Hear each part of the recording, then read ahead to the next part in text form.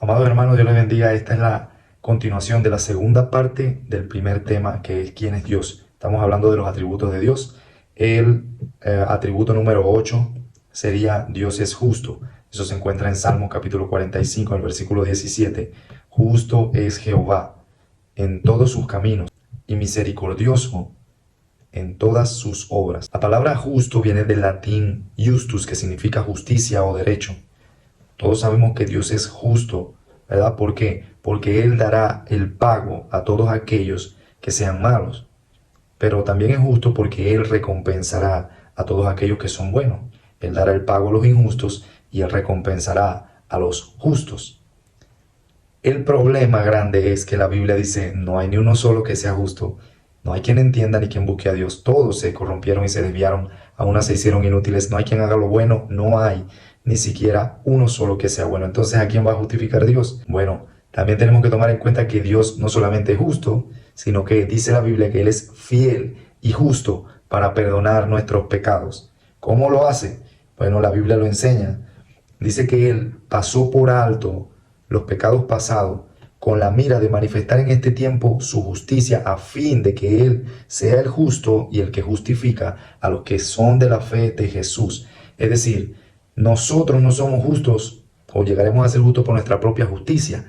Somos justificados en la justicia de Cristo por medio de la redención de Él, por medio del pago, de la propiciación en la cruz. Su justicia nos es imputada a nosotros que somos pecadores y así podemos presentarnos como justos ante Dios, mientras que nuestros pecados le fueron imputados a Cristo y por eso fue rechazado en la cruz. Es decir, lo que merecíamos nosotros, Cristo lo soportó para que ahora nosotros fuéramos justos y justificados ante Dios. Amén. Noveno atributo, Dios es veraz.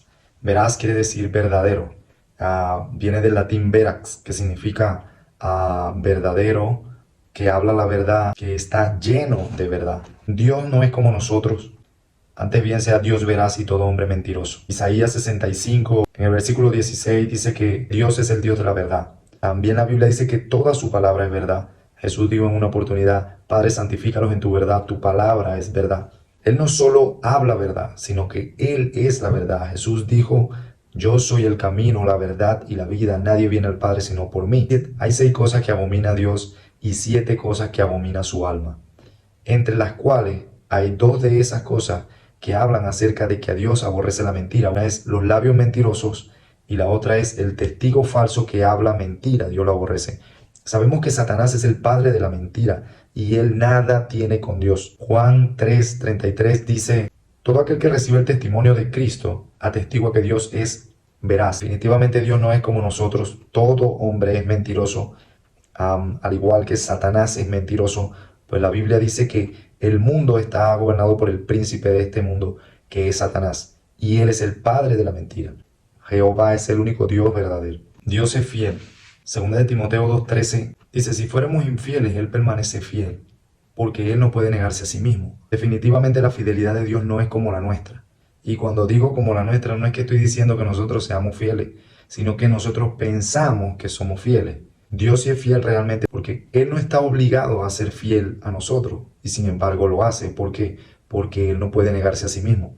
Él es así, esa es su naturaleza. Si Dios no fuera eterna y perfectamente fiel, la humanidad correría un grave peligro porque eso quiere decir que nosotros no pudiéramos estar seguros de la salvación que Él ha prometido a los que le aman, a los que le temen, a los que le obedecen. Pero nosotros vemos en la Biblia que Pablo dice, he peleado la buena batalla, he acabado la carrera, he guardado la fe. Por lo demás me está guardada la corona de justicia, la cual me dará el Señor, juez justo, en aquel día, y no solo a mí, sino también a todos aquellos que aman su venida.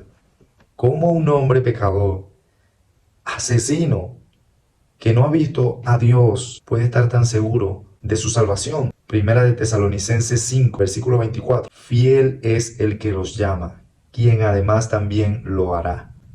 Dios hará lo que prometió, Dios cumplirá lo que Él dijo en su palabra, porque Él es fiel. Atributo número 11, Dios es amor. Probablemente si yo les preguntara, definan qué significa que Dios es amor. Quizás al primer texto que se te viene a la mente es Juan 3:16, porque de tal manera amó Dios al mundo que ha dado a su Hijo unigénito para que todo aquel que en él cree no se pierda, mas tenga vida eterna. Sería un buen texto, claro que sí. Pero quiero recalcar que Dios no es amor porque nos ama, no. Él nos ama porque es amor. Tiene como atributo el amor. Él es el proveedor del amor. De Él proviene, de Él emana, de Él sale el amor. Es más, no pudiéramos decir que Dios es la fuente principal del amor, porque sería una herejía. Él no es la fuente principal del amor. Él es la única fuente del amor. Primera de Juan, capítulo 4, en el verso 7 y 8, dice: Amados, amémonos unos a otros, porque el amor es de Dios. Todo aquel que ama es nacido de Dios y conoce a Dios. El que no ama no ha conocido a Dios, porque Dios es amor. Yo sé que hay mucha gente que dice que hay varios amores, por ejemplo, el amor familiar, el amor maternal, el amor este, el amor aquello, pero yo digo que no hay varios amores, hay un solo amor y ese es Dios. Tenemos que tomar en cuenta que ningún ser humano puede amar realmente si no tiene al Espíritu Santo dentro de él, porque por medio del Espíritu Santo es que vienen los frutos: el amor, la fe, el gozo, paz, paciencia, benignidad. Sin embargo, nosotros sabemos que el amor de Dios se manifiesta en la muerte de Jesucristo en la cruz. Y probablemente los ángeles en el cielo no conocían este atributo de Dios, de que Dios es amor, sino hasta que Cristo muere en la cruz por pecadores como nosotros. Ahí conocen a Dios como su atributo, con este atributo que es el amor. Atributo número 12. Dios es creador. Nehemías capítulo 9, versículo 6. Tú solo eres Jehová. Tú hiciste los cielos y los cielos de los cielos, la tierra y todo lo que hay en ella, los mares y todo lo que hay en ellos. Y tú vivificas todas estas cosas, y los ejércitos de los cielos te adoran. Dios es el creador de todo lo que hay. Dios es el creador del ser humano. La Biblia lo explica en Génesis, que Dios con su palabra hizo todas las cosas. Sin embargo, existen varias teorías por ahí extrañas y raras. Una de esas teorías es la teoría del Big Bang, que una explosión creó todo el universo. Pero si nosotros nos ponemos a pensar hasta por lógica, nosotros tenemos que creer en Dios. Si nosotros comparamos la Biblia con la teoría del Big Bang, pero sin verlo desde un punto de vista religioso, es decir, no lo vamos a ver como cristianos, lo vamos a ver como mundanos. Aún así tendría más sentido la Biblia que el cuento de hadas de que la nada lo crea todo. Pero ¿cómo nosotros podemos comprobar científicamente que Dios es el creador? Es más fácil de lo que ustedes piensan. Vamos a suponer que está un edificio delante de nosotros y yo te digo: yo vi cuando hicieron ese edificio y lo creó un niño. Tú vas a decir: ¿qué es eso? No tiene sentido. Lo más probable es que lo creó un hombre. Ahora, ¿cómo sabes tú que lo creó un hombre si tú no vistes al hombre? Yo te estoy diciendo que yo vi al niño. ¿Cómo sabes tú que lo creó un hombre? Es lógico, lo sabes. Los edificios no lo crean niños. Asimismo, es la creación de Dios. Todo lo que hay da testimonio, todo lo que ha sido creado da testimonio de que hay un Dios grande y poderoso. La nada no puede crear todo. Una explosión no puede crear algo. Una explosión trae destrucción. Pero ¿por qué sencillamente hay tantos ateos afirmando que no existe un Dios? Bueno, la Biblia lo describe en Romanos capítulo 1, a partir del verso 18. Dice: porque la ira de Dios se revela desde el cielo contra toda impiedad e injusticia que hacen los hombres, que detienen con injusticia la verdad. Porque lo que de Dios se conoce les es manifiesto, pues Dios se lo manifestó. Pues las cosas invisibles de Él, su eterno poder y deidad, se hacen claramente visibles desde la creación del mundo, siendo entendidas por medio de las cosas hechas, de modo que no tienen excusas. Pues habiendo conocido a Dios, no le glorificaron como a Dios, ni le dieron gracias, sino que se envanecieron en sus razonamientos, y su necio corazón fue entenebrecido. Profesando ser sabios, se hicieron necios y cambiaron la verdad de Dios por la mentira. Esa es la explicación de por qué hay tantos ateos en el mundo, que no quieren aceptar que hay un Dios creador, eterno y sublime. Atributo número 13. Dios es soberano, Señor, Rey. Estas tres palabras tienen que ver. Salmo 135, versículo 6. Todo lo que Jehová quiere lo hace, en los cielos, en la tierra, en los abismos. Hace subir las nubes de los extremos de la tierra. Hace los relámpagos para la lluvia. Saca de sus depósitos a los vientos. Él es Señor de señores y Rey de reyes, soberano de todo lo que hay. Nosotros podemos ver en la palabra que la soberanía de Dios no es un misterio por descubrir, no. Eso está explícito y claro en la palabra de Dios, que Dios hace todo lo que Él quiere. Nadie puede decirle a Dios, ¿qué estás haciendo? ¿Por qué haces esto o aquello? Dios mata y Dios da vida. Dios hace descender al Seol y hace subir. Dios enriquece y Dios empobrece. Él es el que hace al pobre y Él es el que hace al rico. Él puede endurecer el corazón de un hombre a tal punto de destruir a ese hombre. Él puede doblegar a cualquier hombre si así lo desea. Fíjense en la historia de Faraón. La Biblia dice que Dios endureció el corazón de Faraón. ¿Para qué? Para él mostrar su poder y su gloria. Asimismo Nabucodonosor, un rey que se ensoberbeció, que asimismo se dijo que era rey de reyes y dijo en un momento, todo este imperio lo he hecho yo solo. De pronto escuchó una voz de arriba que le dijo, hoy te he quitado tu reino. Dios lo puso a comer hierba como los bueyes.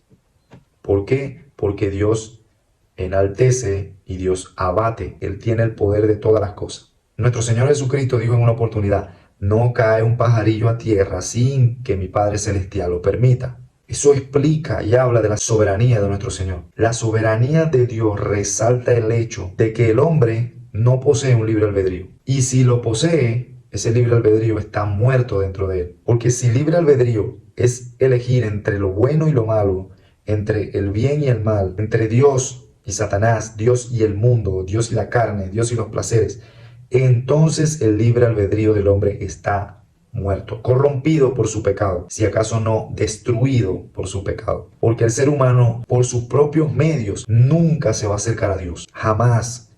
Un ser humano voluntariamente no se acerca a Dios, y eso a causa de su naturaleza caída. La Biblia enseña en Juan capítulo 6, versículo 44, dice Jesús, ninguno puede venir a mí si el Padre que me envió no lo trajere, y yo le resucitaré en el día postrero. Efesios capítulo 2 no solamente habla de la soberanía de Dios, sino de su soberanía en la vida del hombre incluso. Y Él nos dio vida cuando estábamos muertos en nuestros delitos y pecados. Estaban muertos. Un muerto no puede reaccionar, no puede hacer nada. Dios mismo le dio vida para que pudiéramos creer en Él, para que pudiéramos tener fe en Él, para que pudiéramos acercarnos a Él. Si Dios no hubiera hecho eso en nosotros, de ninguna manera podemos acercarnos a Él. Dice que por gracia sois salvos por medio de la fe, y esto no de vosotros, pues es don de Dios, no por obras para que nadie se gloríe. Aún la fe que nosotros tenemos no es una fe que nace de nosotros, es una fe que Dios colocó en nosotros para que pudiéramos creer en Él. La Biblia enseña que el Espíritu Santo viene para convencer al mundo de pecado, de justicia y de juicio. De pecado, ¿por qué? Por cuanto no creen en Él, por cuanto no creen en Cristo. El mundo no cree en Cristo, nosotros no creíamos en Él. Si el Espíritu Santo no hubiera venido a nosotros, nosotros no pudiéramos creer en Cristo, no pudiéramos amar al Señor, no pudiéramos ir hacia Él porque Él es el que nos convence de pecado. Todo lo ha hecho Dios en el hombre para que nosotros podamos amarlo.